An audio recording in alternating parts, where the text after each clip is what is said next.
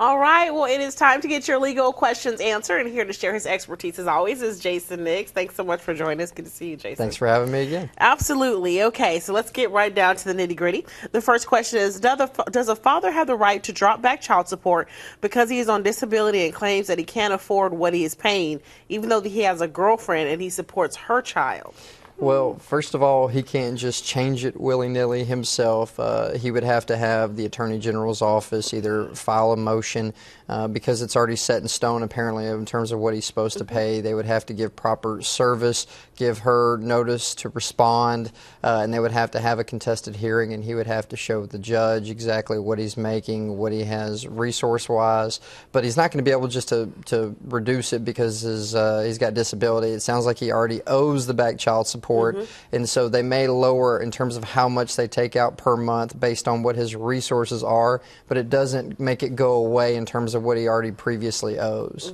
Now, do you know how long that process kind of takes? It sounds like if she disputes it, it could be there for a while. It could take, it depends. First thing I would tell her is, I would tell her to seek representation if that were to happen. She definitely wants to have that contested, especially if he's claiming he doesn't have that many resources and she's got evidence that he's spending money in a lot of different places. Sounds like he does have some resources. Exactly. So she would probably want to fight that, but they wouldn't be able to just change it willy-nilly. She'd have to get proper service, proper notice of a hearing, and she'd be able to have her say in it too.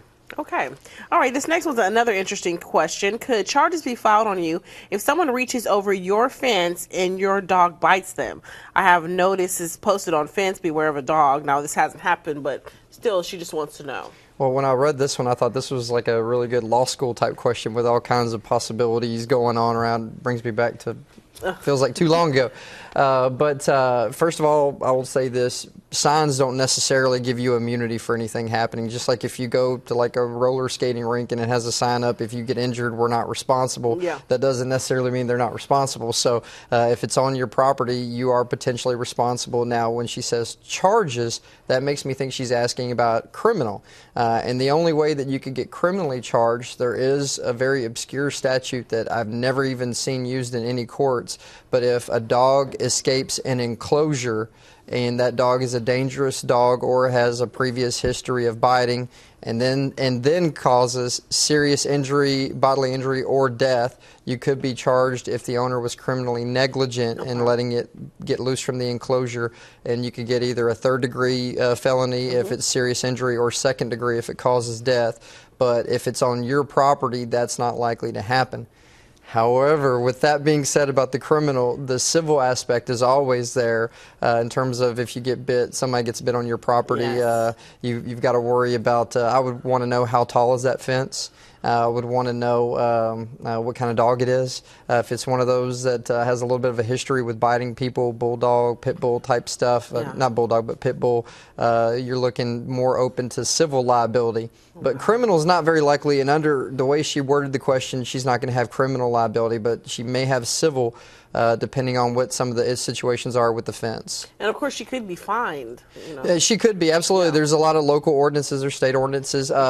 I mean, I would tell her also it sounds like that person's trespassing on your property as well. Yeah. So there's a lot of different issues with that question. It was a really good question. But based on the facts given, not likely for criminal charges, possibly for civil, depending on a number of different factors we don't have access to. And it sounds like another situation where maybe you should get an attorney. Yeah, if that were to happen, if Yeah. someone were to get bitten, you would probably want to consult an attorney because there's a lot of different things that could come up with that type of case. Okay, awesome. Okay, I received a speeding ticket. I have a CDL. I was told I could go talk to a judge and ask for a deferred adjudication, and I did. Judge had me deferred an adjudication for a month. I paid the money and walked away. I got a phone call from the court saying that they did not realize I had a CDL and told me I could not have deferred adjudication. I don't feel like I should accept that because the judge would not hear anything but my plea and has ruled. Why should I have to accept that? How can you rule on something and then take it back? I agree with that person completely.